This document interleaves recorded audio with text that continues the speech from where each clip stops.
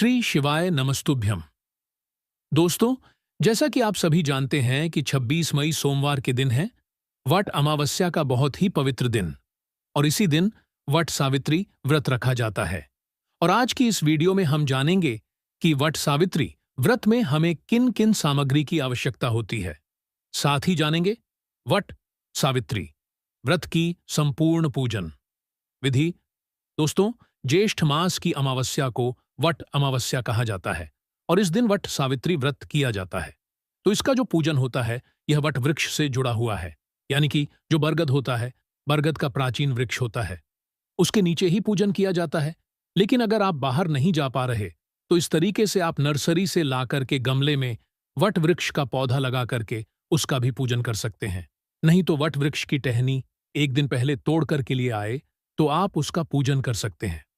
और अगर आप इतना भी नहीं कर पा रहे हैं तो घर में तुलसी मैया है, आप उनका ही पूजन कर लें तो भी आपको पूरा पूरा पुण्य लाभ प्राप्त होगा। उसके बाद में जान लेते हैं कि हमें इसकी सामग्री की आवश्यकता होती है। पूजा में एक हमें धूप दीप चाहिए। दीपक आप देसी घी का या फिर तिल के तेल का आप बना सकते हैं। अक्षत रोली, चंदन, हल्दी, कुमकुम इसकी आवश्यकता होगी तो तिल का विशेष रूप से प्रयोग करें, क्योंकि पितरों का दिन होता है, अमावस्या होती है, तो आप पूजा में काले तिल का तेल जरूर प्रयोग करें। इसके साथ में ऑरेंज सिंदूर को बेहद शुभ माना जाता है, तो पूजा में ऑरेंज वाला सिंदूर अवश्य रखिए और साथ में देखिए कुमकुम रख लें। तो क्षेत्रीय मान्यताओं के अनुसार सामग्री थोड़ी बहुत अलग हो सकती है। इसके बाद देखिए, हम कलावा मौली धागा भी कहा जाता है, उसे रखेंगे पूजा में, और कच्चे सूत से फेरियां दी जाती हैं। वट वृक्ष की तो कच्चा सूत रख लें। कच्चा सूत आपके पास नहीं है तो आप कलावे से भी इस परिक्रमा को कर सकते हैं। साथ में देखिए, आरती चाहिए। आरती करने के लिए हमें कपूर चाहिए। आप चाहे तो दीपक से भी आरती कर सकते हैं और छोटा सा हवन हो सके, क्योंकि अमावस्या का दिन है तो हवन अवश्य रूप से आप करें। तो हमने थोड़ी सी सामग्री और कपूर ले लिए हवन करने के लिए। साथ में देखिए, हमने गणेश जी बनाए हैं सुपारी के ऊपर मौली लपेटकर, और यहां पर हमने गोबर से गौरी माता बनाई है।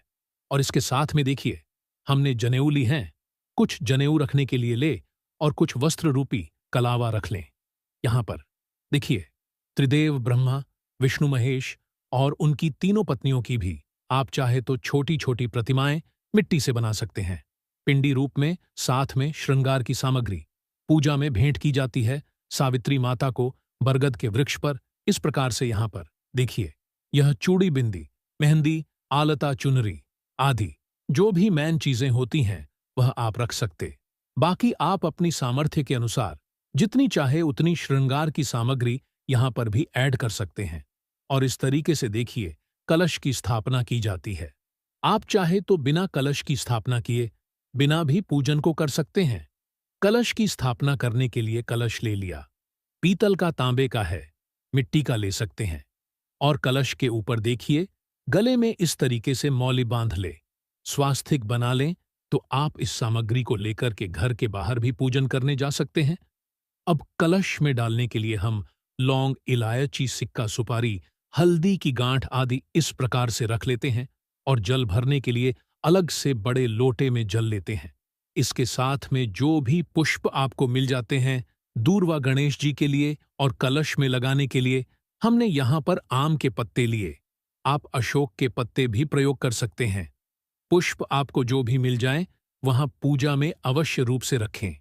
अब देखिए, ऐपन होता है जो कि चावल को पीस करके और उसमें हल्दी मिला करके यह बनाया जाता है। नहीं तो देखिए, आपके पास चावल का आटा हो तो उसे भी घोल सकते हैं। नहीं तो आप गेहूं का आटा घोल करके इसमें हल्दी मिला लें, उससे भी ऐपन बना सकते हैं। ऐपन है कि स्थानीय मान्यता है। साथ में देखिए, हम सत्यवान सावित्री और यहां पर यमराज भगवान की स्थापना अलग से नहीं करेंगे। जो पुस्तक जाती है कथा की, व्रत कथा की, उसमें दिए हुए होते हैं, तो हम इन्हीं में इन तीनों का पूजन कर लेंगे। यहां पर वट वृक्ष भी दिया हुआ है, आप चाहे तो उनका भी पूजन कर सकते हैं। इसी के साथ में बांस का बना हुआ यह जो पंखा होता है, इसका बहुत ही ज्यादा महत्व का माना जाता है, तो इसे आप पूजा में अवश्य रखें। अगर आपको मिल जाता है नहीं तो आप पेपर का या किसी भी चीज का पंखा बना करके जरूर पूजा में रखें। इसी के साथ आप कोई भी उपवस्त्र वट वृक्ष को अर्पित कर सकते हैं। आप चाहे तो यहां पर देखिए, किसी भी प्रकार की नई साड़ी रख सकते हैं। इसी के साथ में पूजा में आप अपने हस्बैंड के लिए कोई ना कोई वस्त्र अवश्य रूप से निकाले। कोई टी शर्ट निकाल सकते हैं, पैंट शर्ट निकाल सकते हैं, या फिर इस प्रकार से कोई भी उनके लिए धोती कुर्ता कुछ भी यहां पर चढ़ा सकते हैं। पूजा के बाद में आप इसे अपने हस्बैंड को दे सकते हैं। पूजा के बाद में इसी के साथ में हमें जल का कलश चाहिए, और बाकी कलश स्थापना के लिए अलग से जल और चाहिए शुद्ध जल। तो यह कुछ सामग्री है। और साथ में देखे अर्थु फल, जो भी कोई मौसमी फल होते हैं वह इसमें अवश्य रूप से रखे जाते हैं। और यहाँ पर मीठे गुलगुले यहाँ पर बनाए जाते हैं। इस तरीके के मीठे गुलगुले बनाए जाते हैं। आप चाहे तो हलवा, खीर, पूरी, जो भी पकवान घर में बनते हैं वह पूजा में आप रख सकते हैं। मीठी पूरी भी आप चढ़ा सकते हैं। हमारे यहाँ अट्ठावले चढ़ाई जाती है, 8 पुड़िया बनाई जाती और पूरे बनाए जाते हैं। साथ ही आप मौसमी फल आप ले लें, जो भी मौसम के फल आ रहे होते हैं, आम, खरबूजा और केला। इसके अलावा जो भी और फल है आप ले सकते हैं। और एक श्रीफल जरूर अर्पित करना चाहिए इस पूजन में। तो इस प्रकार से दोस्तों, यह आर्थू फल जरूर से रखें। नारियल रखते हैं, नारियल के ऊपर देखिए हम कलावा लपेट करके ही इसको हम अर्पित करेंगे। वट सावित्री व्रत पूजन में सबसे महत्वपूर्ण चीज होती है काले भीगे हुए अंकुरित चने। तो आप इन्हें अंकुरित कर लें एक दिन पहले ही। और अंकुरित चने अर्पित करने से इस पूजा में कहते हैं कि हमारी वंश बेल में सदैव वृद्धि को प्राप्त होती है, सदैव यह बढ़ती रहती है। तो इनको आप अपने अवैध रूप से प्रयोग करें। तो इस प्रकार से दोस्तों, हमारी क्षेत्रीय मान्यताओं के अनुसार मैंने आपको यह सामग्री यहाँ पर शेयर करे है। हो सकता है आपकी क्षेत्र मान्यता के अनुसार थोड़ा बहुत सामग्री डिफरेंट हो सकती है, और आप उसके अनुसार रख सकते हैं। अब दोस्तों, हम जानते हैं वट सावित्री व्रत की संपूर्ण पूजन विधि। लेकिन उससे पहले वीडियो को अभी तक लाइक नहीं किया है तो लाइक करें, चैनल को सब्सक्राइब जरूर करें और कमेंट में हर हर महादेव जरूर लिखें। सबसे पहले तो दोस्तों, आपको यह पूजन दोपहर 12 बजे के बाद करना है। तब तक हमें एकदम निर्जल और निराहार रहना होता है। लेकिन यदि आपको कोई प्रॉब्लम है तो आप जूस, दूध, फल, चाय आदि ले सकते हैं। इसके बाद आपको 16 श्रृंगार, अच्छे प्रकार से आपको 16 श्रृंगार करने चाहिए। मेहंदी लगानी चाहिए, महावर, अलता, और जितना ज्यादा से ज्यादा हो सके उतना आप श्रृंगार करें। आप अपने शादी का जोड़ा भी पहन सकते हैं। तैयार होने के बाद में बरगद वृक्ष के पास जाएं। यदि आपको वट वृक्ष के पास किसी भी प्रकार की कोई गंदगी आदि दिखाई देती हो तो वहां पर आप इस प्रकार से साफ अवश्य कर ले। तो सबसे पहले हमने थोड़ी साफ सफाई कर ली। उसके बाद में देखिए यहां पर जल का छींटा दे करके जो भूमि है उसका हम शुद्धिकरण कर लेंगे, थोड़ा सा इस प्रकार से। वैसे तो वट वृक्ष के नीचे की सारी भूमि शुद्ध ही होती है। और उसके बाद में हमें वट वृक्ष पर इस प्रकार से एक फेरी देते हुए जल चढ़ाना होता है। यहां पर आप चाहे तो देखिए बाल्टी से बहुत ज्यादा भी जल अर्पित कर सकते हैं। इस जल में आप दूध मिला सकते हैं, कच्चा और कुछ मीठा मिला लें। इस तरीके से हमें फेरी देनी होती है। तो यह जो व्रत है, यह सुहागन स्त्रियां अपने सुहाग की लंबी आयु के लिए करती है और अपने पति की यश, कीर्ति, उन्नति के लिए, संतान के लिए है और सुखी संपन्न जीवन के लिए करती है।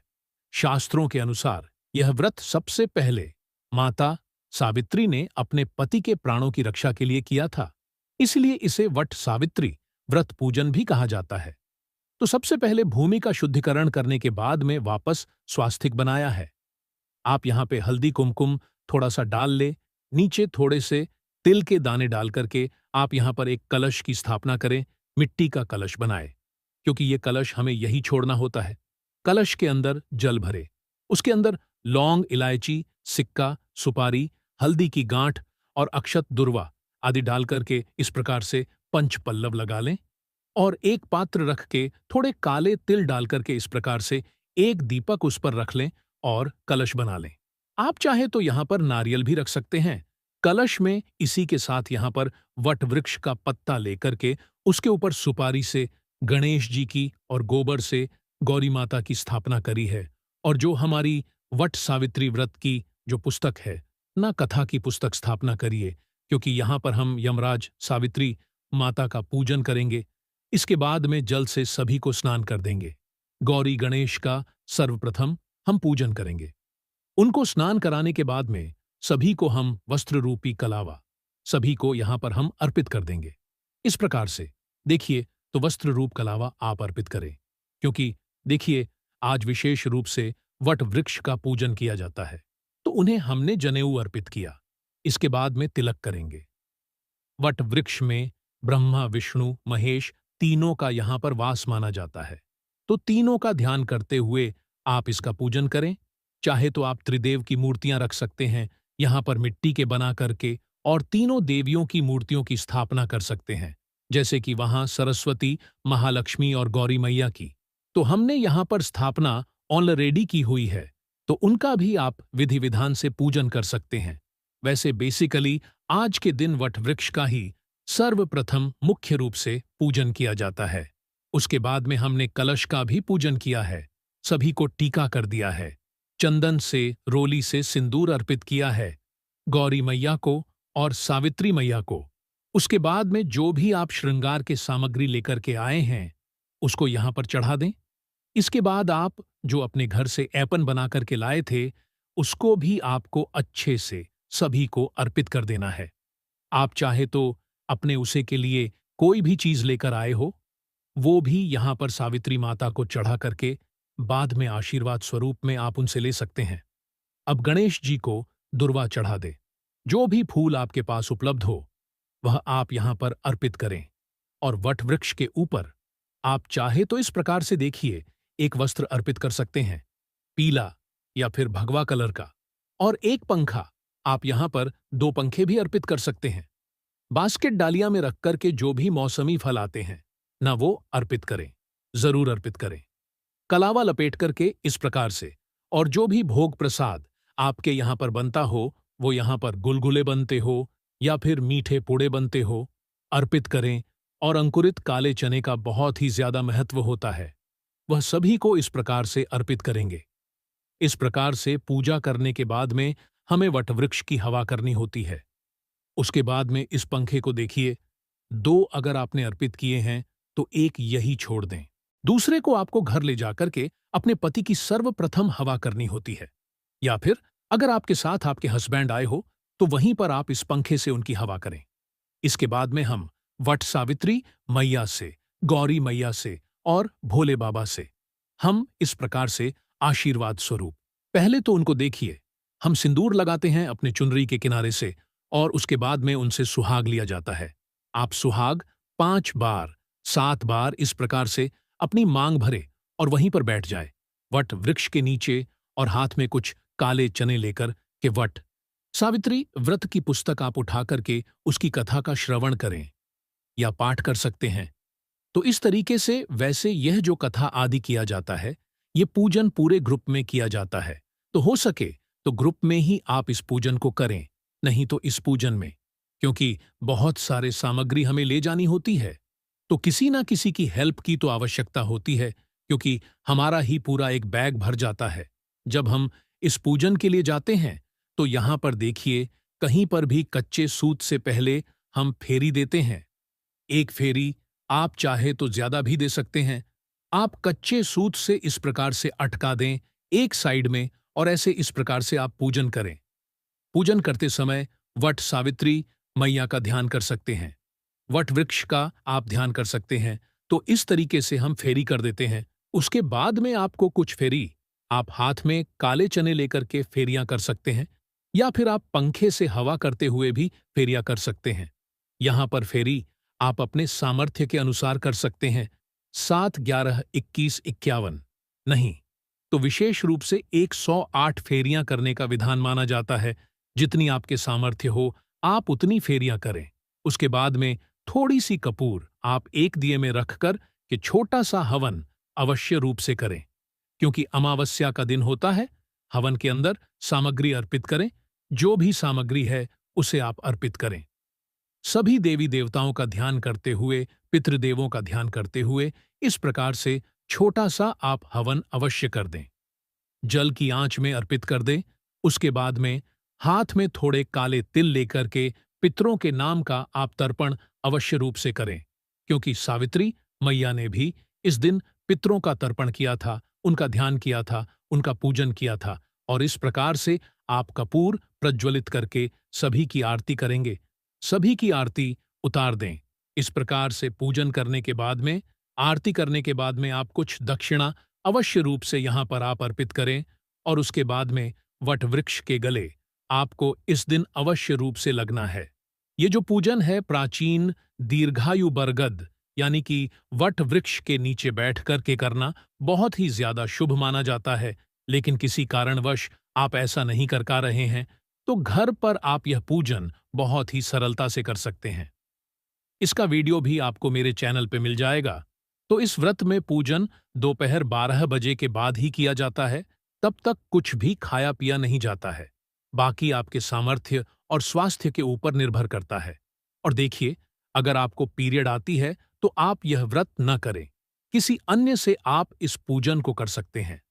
प्रेग्नेंट है तो कोई भी कठिन व्रत आप बिल्कुल ना करें।